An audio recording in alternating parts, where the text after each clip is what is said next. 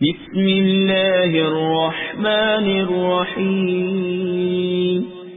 اللہ کے نام سے شروع جو نہایت مہربان رحم والا۔ سبق میں ہم وہ صورتیں بھی سیکھیں گے جن میں غسل فرض ہونے کے جو اسباب ہیں۔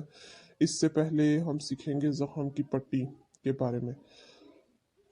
زخم پر پٹی وغیرہ بندی ہو اور اسے کھولنے میں نقصان یا حرج ہو تو پٹی پر ہی مس کر لینا کافی ہے، نیز کسی جگہ مرض یا درد کی وجہ سے پانی بہانا نقصان دہ ہو تو اس پورے عضو پر مس کر لیجیے۔ پٹی ضرورت سے زیادہ جگہ کو گھیرے ہوئے نہیں ہونی چاہیے ورنہ مس کافی نہ ہوگا۔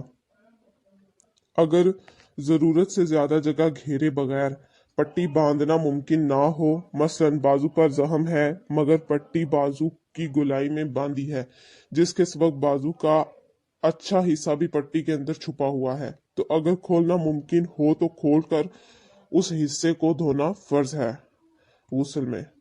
اگر ناممکن ہے یا کھولنا تو ممکن ہے مگر پھر ویسے ہی نہ باندھ سکے گی اور یوں زخم وغیرہ کو نقصان پہنچنے کا اندیشہ ہے تو ساری پٹی پر مس کر لینا کافی ہے، بدن کا وہ اچھا حصہ بھی دھونے سے معاف ہو جائے گا۔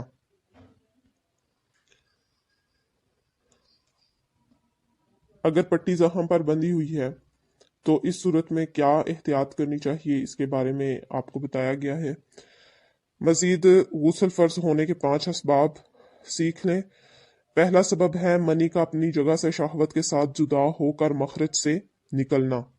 نمبر 2، احتلام یعنی سوتے میں منی کا نکل جانا۔ نمبر 3، حشفہ یعنی سرے تک سپاری کا عورت کے آگے یا پیچھے یا مرد کے پیچھے داخل ہو جانا، خواہ شہوت ہو یا نہ ہو، انزال ہو یا نہ ہو، دونوں پر غسل فرض کرتا ہے بشرط یہ کہ دونوں مکلف ہوں، اور اگر ایک بالغ ہے تو اس بالغ پر فرض ہے اور نابالغ پر اگرچہ غسل فرض نہیں مگر غسل کا حکم دیا جائے گا۔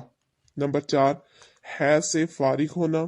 نمبر 5، نفاس یعنی بچہ جننے پر جو خون آتا ہے اس سے فارغ ہونا۔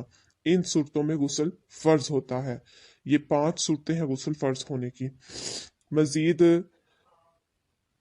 وہ صورتیں جن سے غسل فرض نہیں ہوتا وہ اگلے سبق میں سیکھیں گے۔ اب تک کے لیے اتنا ہی۔